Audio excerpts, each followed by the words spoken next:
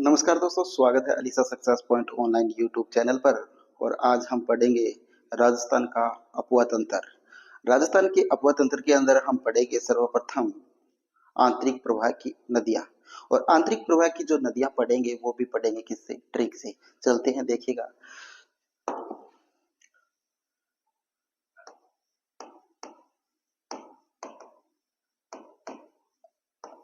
राजस्थान की नदियां, नदियों के अंदर हम पढ़ेंगे क्या? आंतरिक प्रवाह की नदियां। कौन सी? आंतरिक प्रवाह की नदियां। आंतरिक प्रवाह की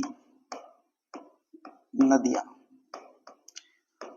आंतरिक प्रवाह की जो ये नदियां हैं दोस्तों, इस आंतरिक प्रवाह की नदियों के अंदर हम ट्रिक से इसको पढ़ने का प्रयास करेंगे। और पढ़ने का ही नहीं, समझने का भी, याद करने का भी हम प्रयास यहाँ पर करते हैं। तो देखिएगा, सबसे पहले मैं यहाँ पर ट्रिक लिख रहा हूँ आंतरिक प्रवाह की प्रमुख नदियों की। ठीक है, ठीक है। ट्रिक है काका मेरू घास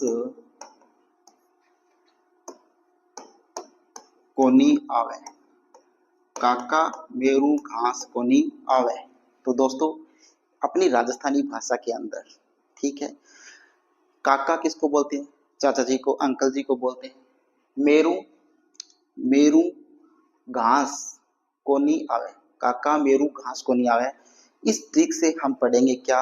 आंतरिक प्रवाह की टोटल नदियों को। तो देखिएगा कौन कौन सी आंतरिक प्रवाह की नदियां हैं, उसको मैं एक्सप्लेन कर रहा हूं यहाँ पर।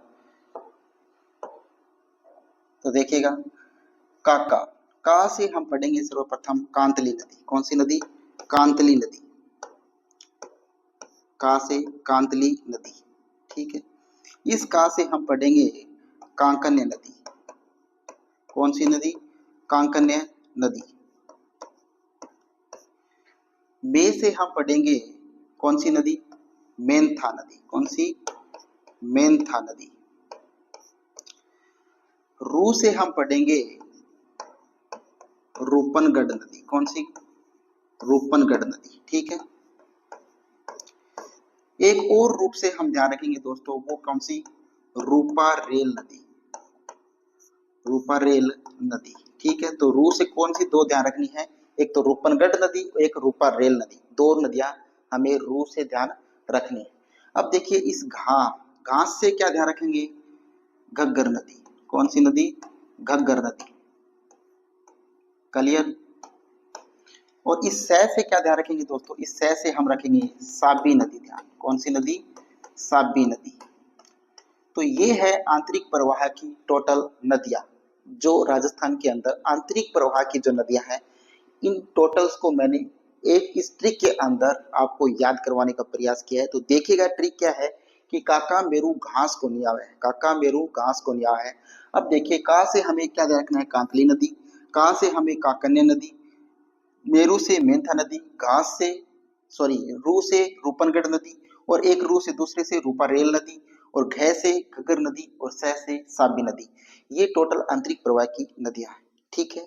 थोड़ा सा एक्सप्लेन करता हूं इनको कि कहाँ कहाँ पर है, इनका उद्गम स्थल कहाँ से होता है, इसका उपनाम क्या है, वो देखते हैं। देखिएगा, सबसे पहले पढ़ते हैं हम कांतली नदी को, ठीक है। कांतली नदी जो है दोस्तों, इस कांतली नदी को क्या कहते हैं? मौसमी नदी कहते हैं। क्या कहते हैं? मौसमी नदी भी इसे कहते हैं। पहली बात, ये जो नदी है, इसके किनारे पर क्या है? गणेश्वर सभ्यता है। क्या है? गणेश्वर जो सभ्यता है वो क्या है? कांतली नदी के किनारे पर है। कांतली नदी के किनारे पर क्या है? गणेश्वर सभ्यता है। और अंतः प्रवाह की सबसे लंबी नदी है ये। क्या है? राजस्थान के अंदर जो अंतः प्रवाह है, इस अंतः प्रवाह की सबसे लंबी नदी है। क्या है? सबसे लंबी नदी है ये। लगभग 100 किलोमीटर इसकी क्या है? लंबाई है, ठीक है। क्लियर है? अब देखिएगा, कांतली नदी है, इस कांतली नदी का जो क्षेत्र है वो कौन सा है? ये इस नदी के क्षेत्र को क्या कहते हैं? तोरावाटी भी कहते हैं। क्या कहते हैं? तोरावाटी भी कहते हैं। ठीक है, तो ये तो है कांतली नदी की कहानी। अब हम पढ़ते हैं कांकन्या नदी को। देखिएगा, सबसे पहले आप ये बताइएगा कि कांकन्या नदी है कहाँ पर। तो दोस्तों कांकन्या नदी है, इसको क्या कहते हैं? मैसूरदी नदी भी कहा जाता है। कांकन्या नदी को क्या कहते हैं? इसे मसूरदी नदी भी कहते हैं। क्या कहते हैं? मसूरदी नदी भी इसे कहा जाता है। इसका जो उद्गम स्थल है वो क्या है? उद्गम जो स्थल है इसका वो क्या है? जैसलमेर से इसका उद्गम स्थल होता है, उद्गम होता है। कहाँ पर है ये? जैसलमेर के अंदर है। कांकन्या नदी का है जैसलमेर के अंदर ये है। ठीक है, और ये जो समाप्त होती है कांकन्या नदी वो कहाँ होती है? बुझ झील के अंदर होती है। तो इसका जो समापन होता है, ये जो समाप्त होती है वो कहाँ होती है? बुझ झील के अंदर। कौन सी झील के अंदर? बुझ झील के अंदर ये समाप्त होती है। ठीक है, तो ये थी कांकन्या नदी। कौन सी नदी? कांकन्या नदी। और एक और बात देखिएगा, कांकुनी नदी या मैसूरती नदी जो है ये अंतःप्रवाह की सबसे छोटी नदी है। क्या है? कांकन्या नदी, ये यहाँ पर लिख रहा हूं मैं कि कांकन्या नदी है ये अंतःप्रवाह की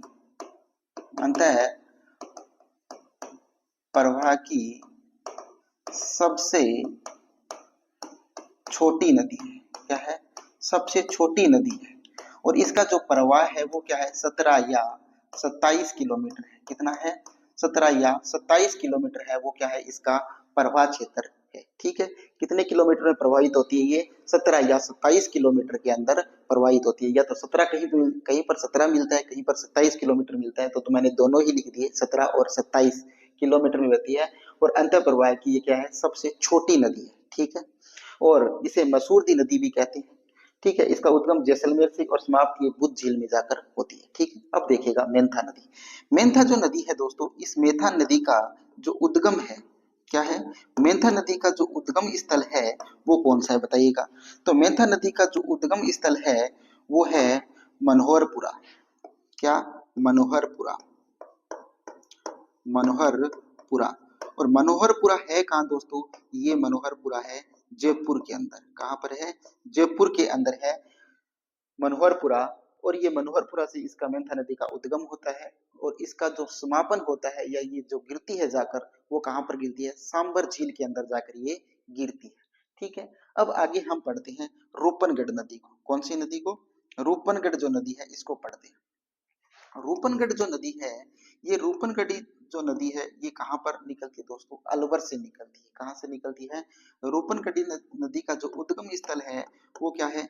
वो अलवर है। क्या है? अलवर जिला है।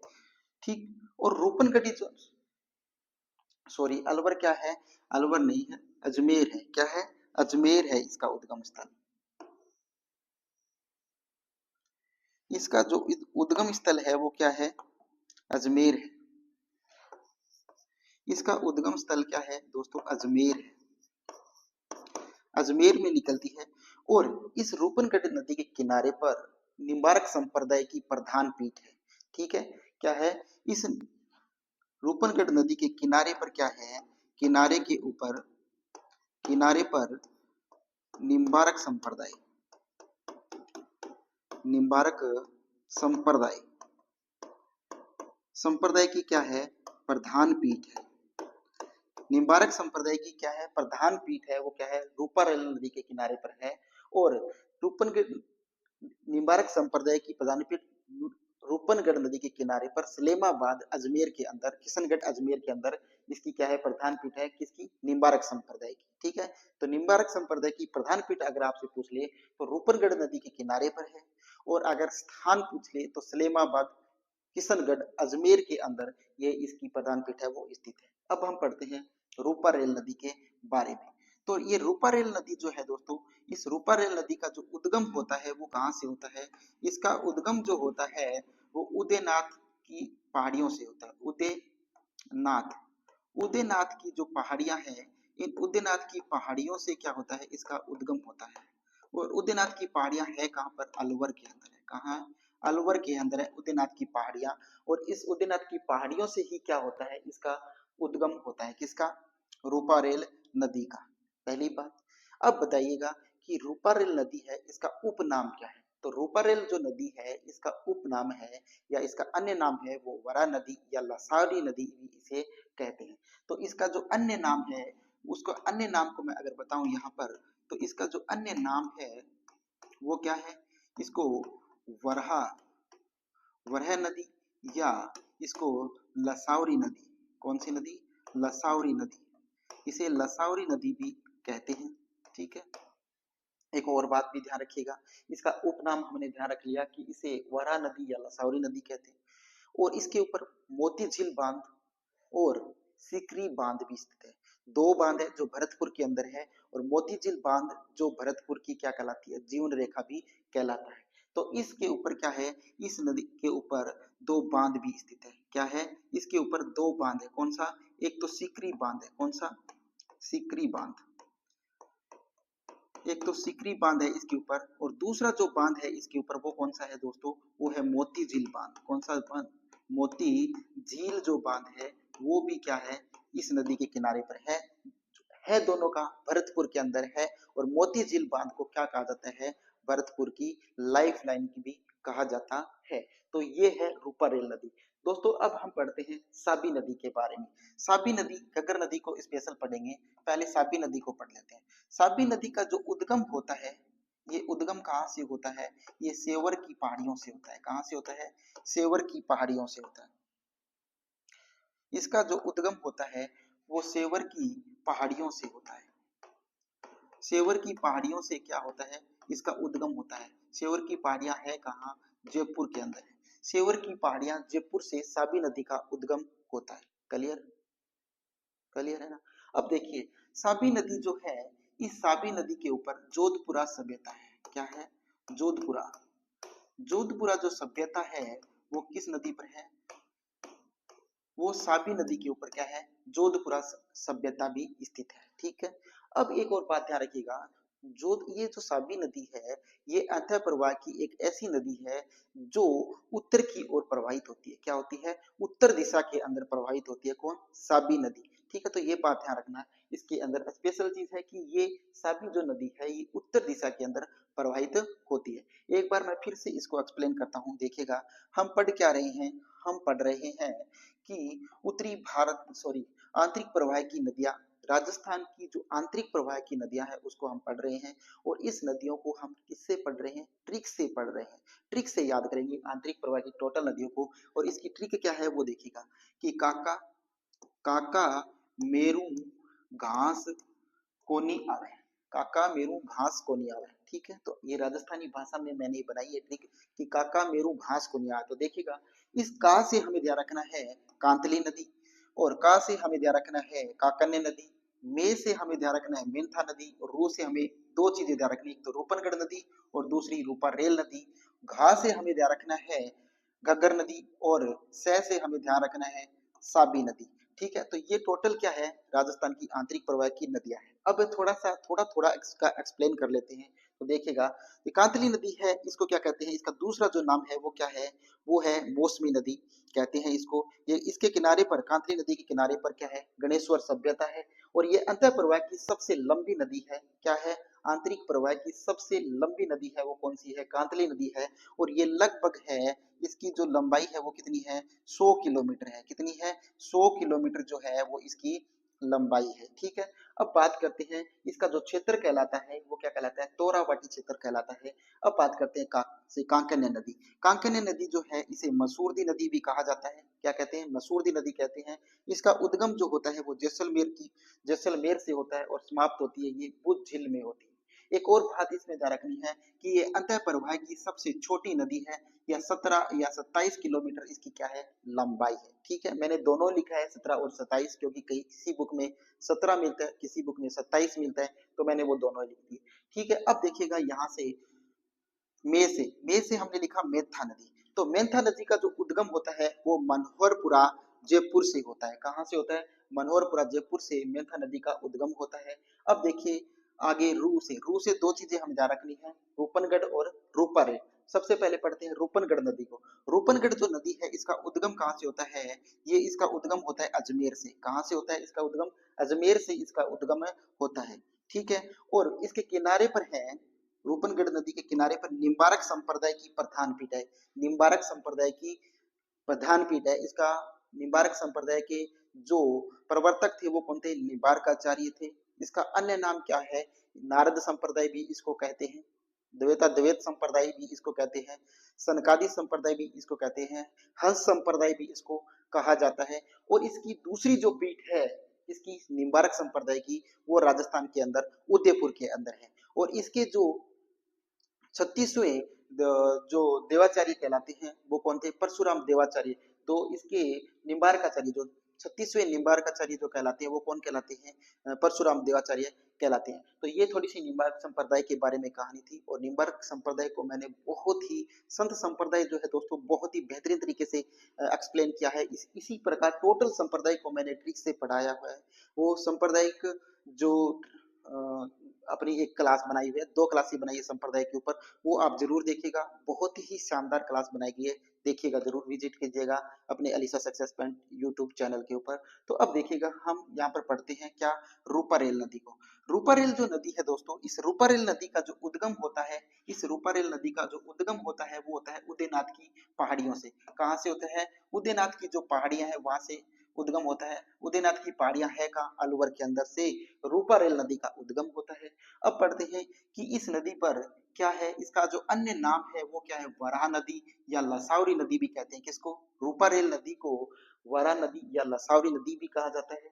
और इस रूपारेल नदी के ऊपर 2 बांध है। कौन कौन से? एक तो सिकरी बांध है भरतपुर के अंदर, और दूसरा है मोती झील बांध है, वो भी भरतपुर के अंदर है। और मोती झील बांध को भरतपुर की क्या कहते हैं? लाइफ लाइन कहते हैं। अब पढ़ते हैं साबी नदी के बारे में। साबी नदी का जो उद्गम होता है वो सेवर की पहाड़ियां जयपुर से होता है। इसके ऊपर जोधपुरा सभ्यता स्थित है। कौन सी सभ्यता है? जोधपुरा सभ्यता स्थित है। और ये राजस्थान की अंत्य प्रवाह की एक ऐसी नदी है जो उत्तर की ओर प्रवाह होती है। किस ओर? उत्तर की ओर प्रवाह होती है। तो दोस्तों ये कहानी थी आंतरिक प्रवाह की कुछ नदियों की। अब हम स्पेशल पढ़ते हैं किसको? घग्गर नदी को। ठीक है, चलते हैं, देखिएगा आगे घग्गर नदी पढ़ते हैं। देखिएगा घग्गर नदी को। घग्गर नदी हम पढ़ते हैं। घग्गर जो नदी है दोस्तों, इसका उद्गम स्थल कौन सा है? सबसे पहले बताइएगा कि घग्गर नदी का उद्गम स्थल, इसका जो उद्गम होता है घग्गर नदी का, वो कहाँ होता है? वो होता है कालका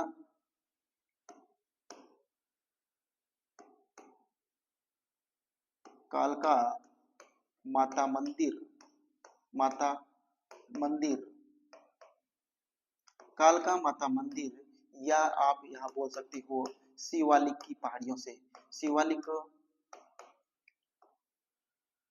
पहाड़ियों से। शिवालिक पहाड़ियां जो है कहाँ पर? हिमाचल प्रदेश में। कहाँ पर है? हिमाचल प्रदेश में। हिमाचल प्रदेश से क्या होता है? इसका उद्गम होता है। ठीक है, तो कालका माता मंदिर या शिवालिक की पहाड़ियां हिमाचल प्रदेश से क्या होता है? उद्गम होता है। किसका? घग्गर नदी का। ठीक है, क्लियर है। अब हम पढ़ते हैं यहाँ पर एक जो घग्गर नदी है दोस्तों, इसके उपनाम कौन से हैं? क्या है? उपनाम पढ़ते घग्गर नदी के। तो घग्गर नदी के उपनाम कौन कौन से हैं वो आप मुझे बताइएगा। बताइएगा घग्गर नदी के उपनाम कौन कौन से हैं। तो दोस्तों घग्गर नदी का जो उपनाम है वो इस देखेंगे यहाँ पर, इसे नट नदी कहते हैं। क्या कहते हैं? नट नदी कहते हैं। इसे सोतर नदी कहते हैं। सोतर नदी इसे कहते हैं। ठीक है, सोतर नदी, इसी को क्या कहते हैं? मृत नदी भी कहते हैं इसे। क्या कहते हैं? मृत नदी भी कहते हैं। इसे लेटी नदी भी कहते हैं। ठीक है, इसे राजस्थान का शोक भी कहते हैं। राजस्थान का शोक भी इसे कहा जाता है। ठीक है, इसे सरस्वती नदी भी कहते हैं। सरस्वती नदी भी इसे कहा जाता है।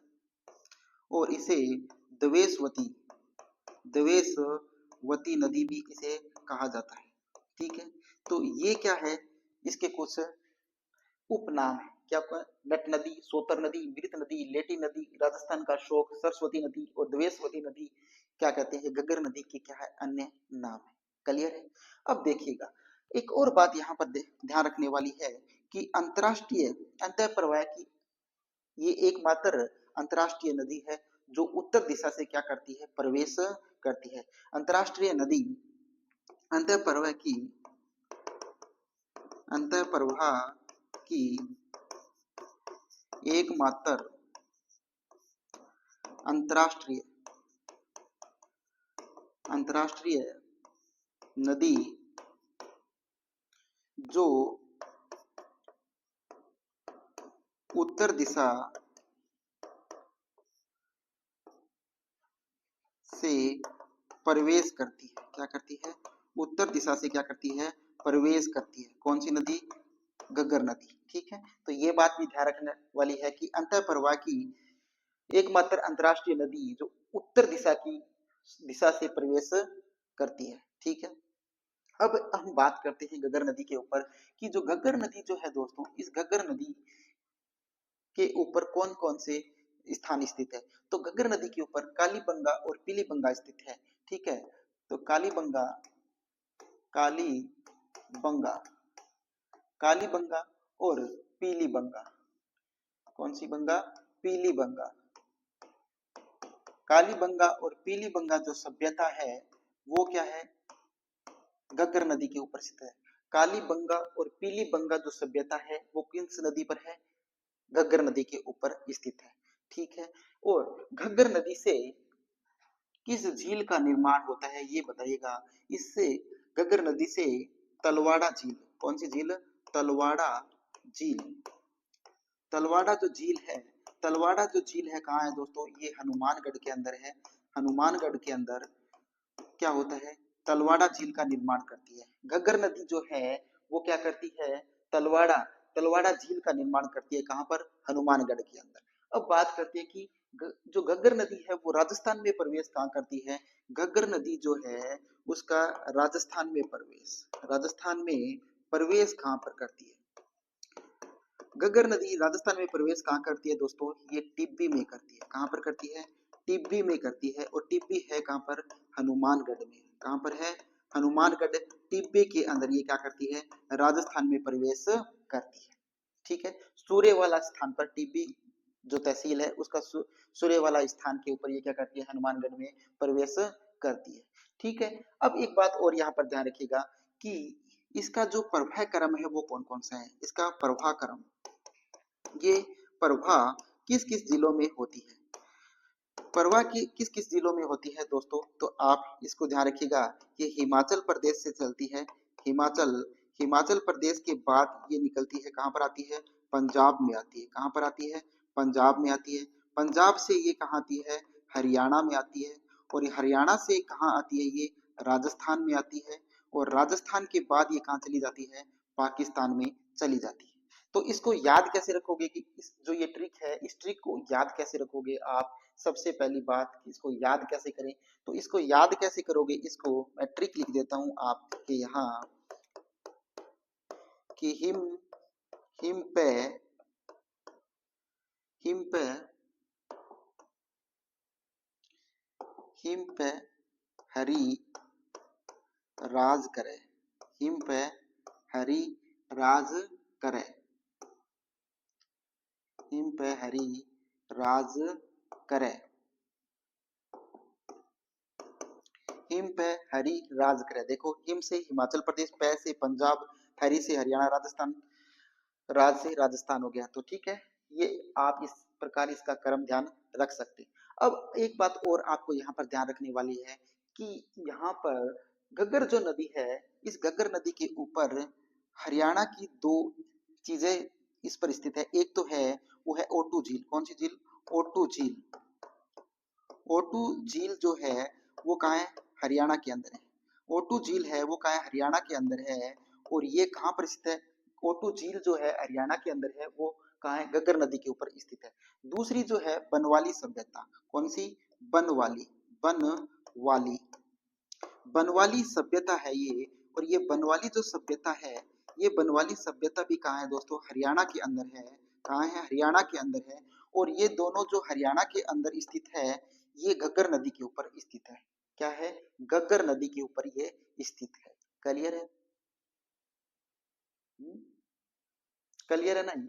अब देखिए मैं एक बार इसको रिपीट कर देता हूँ यहाँ पर आपके सामने, देखिएगा कि गगर जो नदी है, गगर नदी का जो उद्गम स्थल है वो कालका माता का मंदिर या शिवालिक पहाड़ियां हिमाचल प्रदेश से क्या होता है, गगर नदी का उद्गम होता है। अब हम पढ़ते हैं कि गगर नदी की जो उपनाम है या अन्य नाम है वो कौन कौन से है। तो देखिएगा उपनाम, नट नदी भी गगर नदी को कहते हैं, सोतर नदी कहते हैं, इसे मृत नदी भी कहते हैं, इसे लेटी नदी भी कहते हैं, इसे राजस्थान का शोक नदी भी कहते हैं, इसे सरस्वती नदी भी कहते हैं, इसे तवेशवती नदी भी कहा जाता है।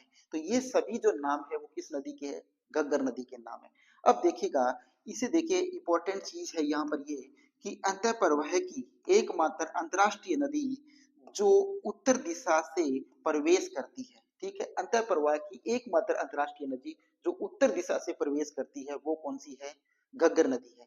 और एक क्वेश्चन ये बन सकता है कि अंतः प्रवाह की एकमात्र नदी जो उत्तर की ओर प्रवेश प्रवाह करती है वो कौन सी है, साबी नदी है। ये बात आप ध्यान रखना। तो यहाँ पर देखिएगा आगे कि गगर नदी के ऊपर कालीबंगा सभ्यता और पीलीबंगा सभ्यता स्थित है। गगर नदी पर क्या है, गगर नदी के ऊपर कालीबंगा और पीलीबंगा सभ्यता स्थित है। अब देखिएगा गगर नदी जो है तलवाड़ा झील का निर्माण करती है, कहां पर, हनुमानगढ़ डिस्ट्रिक्ट के अंदर। हनुमानगढ़ जिले में गगर नदी क्या करती है, तलवाड़ा झील का निर्माण करती है। ठीक है, अब देखिएगा राजस्थान में ये प्रवेश करती है, वो सुरेवाला टिब्बी हनुमानगढ़ के अंदर राजस्थान में प्रवेश करती है। ठीक है, इसका जो प्रवाह क्रम है वो कौन सा है, हिमाचल प्रदेश, पंजाब, हरियाणा और फिर राजस्थान और उसके बाद पाकिस्तान में ये प्रवेश कर जाती है। अब इसको याद कैसे रखें, कि इसको क्रम को याद कैसे रखें, तो रखना हिम पे हरि का राज। ठीक है, तो देखिए हिम से हिमाचल प्रदेश, पै से पंजाब, हरि से हरियाणा और राज से राजस्थान। ठीक है, अब इस नदी का जो क्षेत्र है दोस्तों, जो प्रवाह क्षेत्र है उसको क्या कहते हैं, इस नली इसे क्या कहते हैं, नाली या पाट कहते हैं। क्या कहते हैं, नाली, पाट या पाकिस्तान में इसे हकरा या हकड़ा भी कहते हैं। क्या कहते हैं, इसे पाकिस्तान में क्या कहते हैं, इस जो प्रवाह क्षेत्र है गगर नदी का उसे नाली, पाट या हकरा या हकड़ा इसे पाकिस्तान में कहते हैं। ठीक है, और ये दोस्तों जो गगर नदी जो है, ठीक है, ये गगर नदी को क्या कहते हैं, नाली, पाट या हकड़ा इसी प्रवाह क्षेत्र को कहते हैं। और हकरा और हकड़ा कहाँ कहते हैं, पाकिस्तान में कहते हैं। एक बात और यहाँ पर ध्यान रखना कि गगर जो नदी है, ये गगर नदी है, इसके किनारे पर जो बसा शहर है वो कौन सा है, इसके इस नदी की जो पाट से नीचा बसा हुआ शहर कौन सा है दोस्तों, वो है हनुमानगढ़ जंक्शन। ठीक है, तो नदी के पाट से नदी नदी के पाट से नीचे बसा शहर बसा शहर जो है वो कौन सा है बताइएगा, वो है हनुमानगढ़ जंक्शन। कौन सा है, Hanumangarh Hanumangarh junction Hanumangarh junction Hanumangarh junction जो है वो इस नदी की पाट के नीचे बसा हुआ क्या है, शहर है। कौन सा, हनुमानगढ़ जंक्शन। ठीक है, ये थी दोस्तों कौन सी, गग्गर नदी, जिसको हमने एक्सप्लेन किया। अब हम पढ़ते हैं कि सांबर झील में जो गिरने वाली नदियां हैं, जो नदी आंतरिक प्रवाह की नदियां जो सांबर झील के अंदर गिरती है उसको भी हम किससे पढ़ेंगे, ट्रिक से पढ़ेंगे। उससे पहले दोस्तों मैं एक बात बता देता हूँ आपको कि एलिसा सक्सेस पॉइंट जो चैनल है उसके ऊपर सभी इसी प्रकार ट्रिक से, इसमें तो बहुत कम ट्रिक्स यूज हुई ही नहीं है, माने ना के बराबर है। टोटल जो क्लासें हैं वो ट्रिक से पढ़ाई गई है। एक बार आप उस क्लास को देखिएगा, जरूर देखोगे तो आप सभी क्लासें जरूर देखेंगे, इस बात की गारंटी है। टोटल जो सभ्यताएं हमने पढ़ाई है, एकीकरण राजस्थान का पढ़ाया है, प्रजामंडल पढ़ाया है। ठीक है, उन टोटल जो यहाँ पर टॉपिक पढ़ाए गए हैं वो टोटल के टोटल जो है वो ट्रिक से पढ़ाए गए हैं। ठीक है, संत संप्रदाय है, टोटल जो टॉपिक पढ़ाए गए हैं और पढ़ाए जाएंगे वो भी आपको इस क्लास के अंदर ही क्या करा दिए जाएंगे, याद करवा दिए जाएंगे, इस बात की गारंटी हमारी है। तो दोस्तों आप इस क्लास को ज्यादा से ज्यादा लाइक कीजिएगा, अपने दोस्तों तक इसको शेयर कीजिएगा और ज्यादा से ज्यादा कमेंट कीजिएगा ताकि हमारा भी हौसला बना रहे। अब हम पढ़ते हैं सांबर झील में गिरने वाली प्रमुख नदियां। देखिएगा सांबर झील में गिरने वाली नदियां हम पढ़ते हैं, सांबर झील में गिरने वाली नदियां। सांबर झील के अंदर जो नदियां गिरती है उनको हम पढ़ेंगे किससे? ट्रिक से। किससे पढ़ेंगे? ट्रिक से। तो मैं यहाँ पर ट्रिक लिख रहा हूँ, देखिएगा ट्रिक लिख रहा हूँ यहाँ पर। क्या कि मेघ मेघ गो रुख कहाँ है? सांबर झील की ओर है। तो देखिएगा, मेघ गो रुख, मेघ गो रुख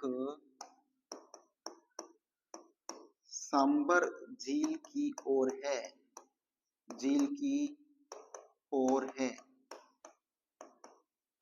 क्या ट्रिक है? देखिएगा, ट्रिक देखिएगा क्या ट्रिक है कि मेघ गो रुख सांबर झील की ओर है। क्या है?